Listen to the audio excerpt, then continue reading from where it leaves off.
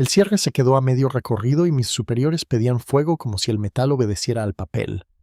Paré la mano del sirviente antes de que forzara la palanca. La recámara olía a grasa y polvo húmedo y aún así no asentaba. Apreté la linterna contra el barro, conté segundos y firmé el parte con letras pequeñas para sacar la pieza del ritmo. Luego vi el sello del depósito y la nota prudente perderse en la cadena, sin una firma que señalara de dónde venía el fallo. Marzo de 1944, Midlands Occidentales, Reino Unido. La guerra sostiene un ritmo de consumo que obliga a aceptar lotes completos con plazos que ya no admiten margen. En las naves de una fábrica de artillería, el turno de noche termina con el silbato y con la misma fila frente al tablón de anuncios. Los carteles repiten cifras de producción, advertencias de seguridad y una lista de piezas rechazadas que nunca coincide con lo que se ve en el suelo. Afuera, el amanecer se mezcla con humo bajo y el barro del patio se pega a las botas como si la fábrica tuviera su propio frente. En ese lugar trabaja Thomas Hargreaves, técnico de control y ajuste, un hombre de 30 y tantos años con manos manchadas de aceite frío. No es ingeniero de diseño ni jefe de sección. Su tarea consiste en revisar tolerancias, comprobar cierres, anotar desviaciones y decidir si una pieza pasa a aceptación o vuelve al torno.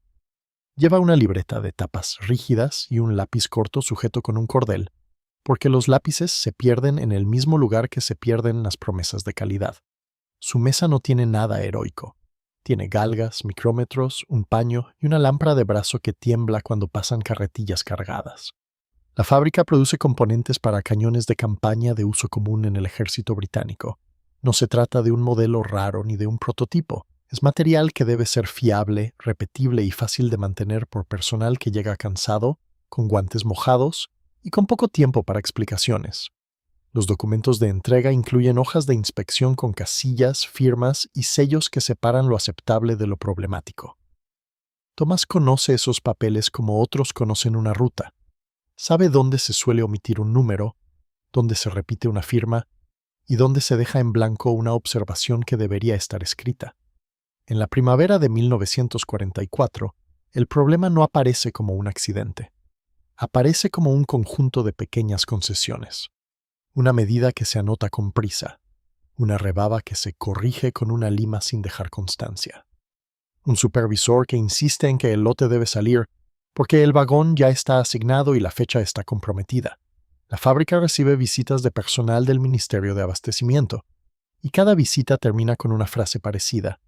Hay que entregar, hay que mantener el ritmo, hay que evitar retrasos que se noten en el mapa. Tomás no discute la necesidad, discute el método. En su sección, la presión se traduce en menos tiempo por pieza y en un hábito que se normaliza. Aceptar, con observación, sin que la observación viaje más allá de la libreta. Cuando el papel oficial pide una explicación, la explicación se vuelve una línea vaga. Cuando el papel no la pide, el silencio es la opción más fácil. En ese clima, una pieza defectuosa no siempre se parece a una pieza defectuosa. A veces se parece a una pieza casi correcta. A veces se parece a una pieza que podrá ajustarse en unidad. Durante una revisión de rutina, Tomás detecta una serie de bloques de cierre con marcas de mecanizado irregulares en una superficie crítica. No se trata de una rotura visible. Se trata de una geometría que no termina de asentarse como debería cuando se simula el cierre completo. Él lo nota por el tacto y por el sonido. Un golpe sordo donde debería haber un encaje limpio. La galga entra con resistencia distinta según el ángulo. La explicación más cómoda sería que el banco de prueba no está nivelado o que la herramienta está gastada. Tomás repite la medición, cambia de instrumento, vuelve a comprobar. Los resultados insisten. Anota el número de ley, anota la hora, marca 2 piezas para rechazo y pide que se revise el conjunto del lote. El encargado del turno mira el reloj antes de mirar las piezas. Dice que el tren sale al día siguiente. Dice que la sección de montaje ya va con retraso. Dice que en el frente nadie se fija en un detalle de taller. Tomás no responde con discursos. Coloca las piezas sobre el paño, señala con el dedo una línea de mecanizado y vuelve a mostrar cómo el cierre no termina de quedar estable. El encargado se encoge de hombros. Propone una solución rápida. Repasar, pulir, dejarlo dentro. Tomás recuerda que pulir sin control puede mover la medida al otro lado. Recuerda que el control no es un adorno. La discusión se resuelve como muchas en 1944, con una orden ambigua, que pase, pero que quede constancia, que se envíe, pero que se vigile en montaje. Tomás solicita una revisión formal, le prometen una revisión formal. Le devuelven una hoja con casillas marcadas y una nota breve sin firma clara. El lote avanza, los sellos aparecen, la aceptación se da por hecha. La libreta de Tomás guarda una observación que no entra en el expediente principal. En las semanas siguientes, el flujo hacia los puertos se intensifica.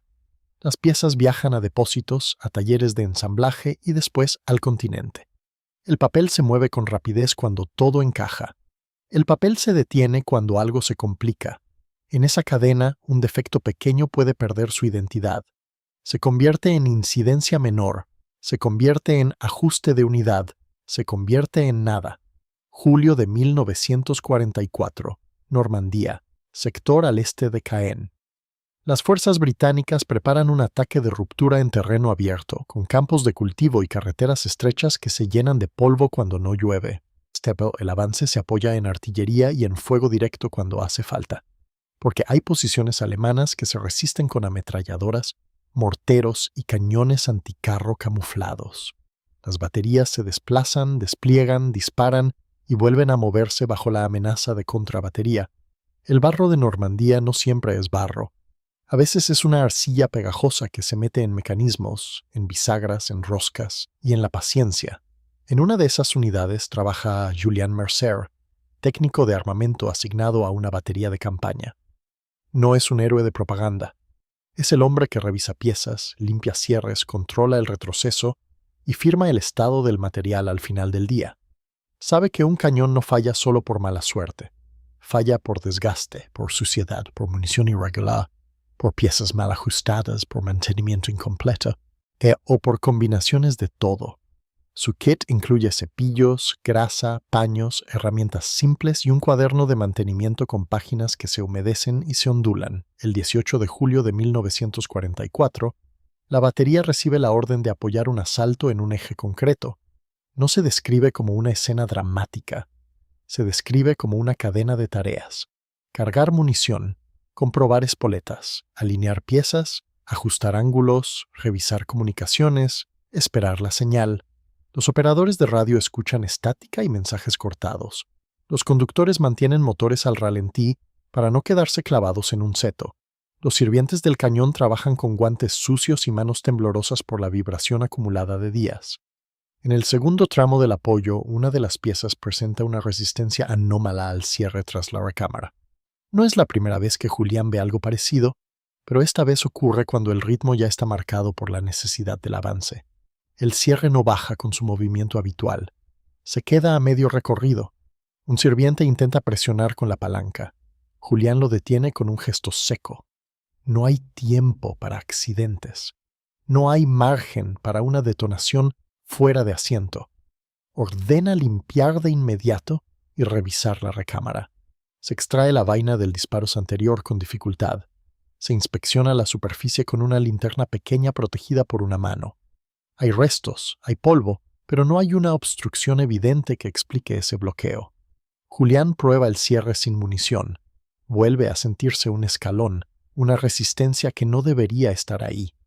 El mecanismo parece encajar y no encajar a la vez. El tiempo se vuelve una presión física. Llega un mensaje. Se necesita fuego, ya. En condiciones normales, Julián habría ordenado detener la pieza y sustituirla por otra o retirarla para revisión. En condiciones de ataque, detener una pieza puede dejar un hueco en la cortina de fuego y exponer a los que avanzan. La batería intenta compensar con otras piezas, pero las comunicaciones no son perfectas y los ajustes no se improvisan sin coste. Julián toma una decisión práctica: retirar la pieza del ritmo principal y mantenerla en reserva para fuego solo si se consigue un cierre fiable. No lo decide por orgullo ni por dramatismo. Lo decide porque ha visto demasiados cierres que casi funcionan hasta que dejan de hacerlo. Mientras se redistribuye el fuego, la pieza vuelve a intentarse poner en servicio con un ajuste mínimo. Se limpian guías, se engrasan puntos, se prueba de nuevo. El cierre baja, pero no con suavidad. El sonido metálico es más áspero. Julián anota el número de la pieza y el momento del fallo. Pide que se revise el bloque de cierre al terminar la acción. La acción no termina pronto. Los disparos continúan. La contrabatería enemiga cae en zonas próximas. La tierra salta en grumos. Los hombres se agachan, vuelven a levantarse y siguen con manos mecánicas. En un nuevo intento, con munición lista y presión de tiempo, el cierre se atasca de forma completa. No entra, no retrocede. Queda trabado como si una parte interna se hubiera desplazado. La palanca se mueve con un margen corto y duro. No es un atasco por suciedad superficial. Es algo interno, probablemente una interferencia de ajuste. Julián ordena parar. Da instrucciones para asegurar la munición y alejarla del mecanismo. Pide una herramienta. Alguien trae un martillo pequeño que se usa para ajustes menores. Julián lo rechaza. Golpear un cierre puede convertir un problema mecánico en un peligro. La pieza queda fuera de combate en el momento menos conveniente. La batería registra una caída de capacidad. En el frente inmediato, los que avanzan pierden parte del apoyo previsto, aunque otras piezas intentan cubrir la falta. En los informes posteriores se mencionan retrasos y fuego irregular en algunos tramos. No se atribuye todo a una sola causa, nunca ocurre así, pero el atasco se registra como una incidencia relevante. Al final del día, con el ruido bajando y el polvo asentándose, Julián abre el cuaderno de mantenimiento. Anota el fallo con términos simples: resistencia al cierre, atasco completo, pieza retirada, revisión pendiente. Busca el formulario de incidencia de material, el que exige descripción, número, circunstancias y firma. La firma siempre es el punto delicado. Firmar implica aceptar una realidad que puede generar preguntas incómodas. Aún así, Julián firma su parte, porque necesita respaldo para retirar la pieza sin que le acusen de exceso de prudencia. Cuando al día siguiente llega el enlace de logística, se abre un circuito de papeles.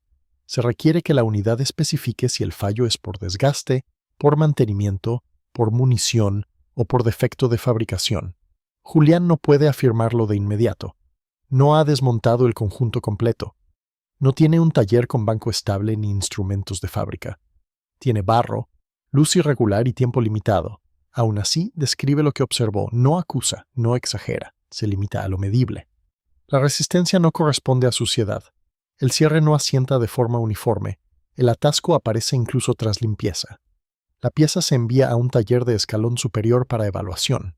Pasa por un depósito donde se amontonan equipos con pequeñas etiquetas colgantes. Cada etiqueta es un problema que compite con otros por atención. Los mecánicos del depósito trabajan con una rutina cronometrada: diagnosticar, reparar, devolver. No hay espacio para debates prolongados. Cuando desmontan el bloque de cierre, encuentran marcas de contacto anómalas y un ajuste que no coincide con el patrón esperado. No se trata de un daño por combate directo. No hay fragmentos incrustados. No hay deformación por impacto externo. Hay una incompatibilidad que parece de origen. El informe técnico del taller utiliza lenguaje prudente. Menciona tolerancias fuera de especificación o superficie de contacto irregular. Sugiere posible defecto de fabricación en un lote. Recomienda revisar otras piezas de la misma serie si es posible. Es un documento que debería viajar hacia atrás con fuerza, porque implica un fallo industrial que puede repetirse. Pero el documento se topa con el mismo problema que Tomás había visto meses antes en la fábrica. El circuito de responsabilidades está fragmentado. El taller no controla la producción. La unidad no controla el taller. El depósito no controla el ministerio. Y el ministerio, en plena campaña, prioriza que las piezas vuelvan a disparar. El informe llega a una oficina de administración en el continente, donde se clasifica, se asigna un número y se archiva junto a otros. Se abre un expediente breve. Se solicita una verificación adicional, se pide confirmar el número de lote, se pide saber si hubo incidentes similares. Cada petición requiere una respuesta que tarda días, a veces semanas. El tiempo del frente no coincide con el tiempo del archivo. Julián recibe una copia parcial con anotaciones. Le piden detalles que ya escribió. Le piden fechas que ya anotó. Le piden si el arma se limpió según procedimiento. La pregunta tiene un tono que no acusa, pero presiona. Julián responde con calma. Describe la limpieza realizada. Describe la ausencia de obstrucción visible. Se ciñe a hechos. Evita entrar en discusiones. Sabe que el papel puede volverse contra el que lo escribe. Mientras tanto, en Reino Unido, la fábrica sigue produciendo. El volumen no disminuye. Las órdenes de entrega no se vuelven más amables. Tomás. En su mesa de control vuelve a haber series con irregularidades menores. A veces son desviaciones pequeñas. A veces son superficies que no deberían estar así. Cuando pregunta por el destino de sus observaciones, recibe respuestas vagas. Se han revisado, se han ajustado. No hay constancia de problemas en el uso. La frase "no hay constancia" se convierte en un muro. No significa que no exista el problema. Significa que no está en el lugar correcto del papel. En agosto de 1944, los informes de talleres y depósitos acumulan referencias a cierres duros en varias piezas, sin que todas acaben en atasco total. Algunos se resuelven con ajuste, otros se atribuyen a desgaste temprano, otros se pierden en la categoría de mantenimiento. El patrón, si existe, no se ve desde una sola mesa. Requiere unir números, fechas, lotes y ubicaciones. Requiere tiempo. Requiere un impulso que en campaña suele faltar. En una oficina de enlace de material, un empleado civil revisa expedientes con guantes sin dedos para poder manejar papel húmedo. No es un técnico de cañones, es un organizador de información. Ve una nota que menciona posible defecto de fabricación y la compara con otras. Encuentra similitudes. Abre una carpeta. Escribe una solicitud de revisión a la cadena de suministro. Esa solicitud necesita aprobación y firma. La firma no llega ese día. El responsable directo está de viaje. El sustituto evita comprometerse sin respaldo. El documento se queda en una bandeja. La guerra también tiene esas bandejas. Bandejas donde se apilan dudas que nadie quiere convertir en responsabilidad oficial. Reconocer un defecto de fábrica implica decisiones complejas. Implica revisar lotes ya desplegados.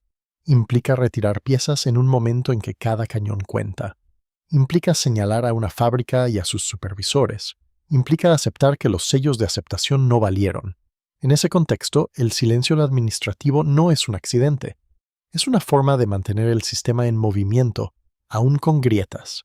En septiembre de 1944, el taller del Continente devuelve la pieza reparada con un bloque de cierre reemplazado. La reparación resuelve el problema inmediato. La pieza vuelve al servicio. El expediente se cierra con una frase estándar: reparado y devuelto.